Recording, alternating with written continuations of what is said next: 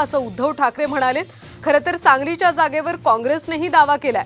सांगलीतून विशाल पाटील हे आमचे उमेदवार आहेत असं नाना पटोलेंनी म्हटलं होतं। मात्र आज सांगलीतल्या सभेत उद्धव ठाकरेंनी थेट चंद्रहार पाटलांची उमेदवारी जाहीर केली आहे।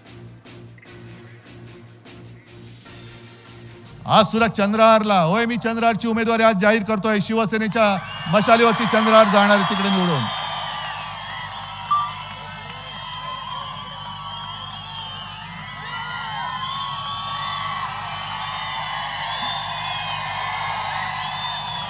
हा मर्द तुम्हाला दिलेला आहे, हा मर्द तुमच्यासाठी लढायला उतरलेला आहे, पण याला जिंकून देण्याचा मर्दपणा तुम्हाला दाखवावा लागेल।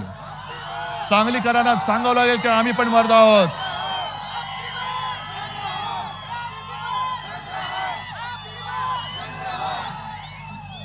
या चंद्रहारची गदा तुम्ही आहात।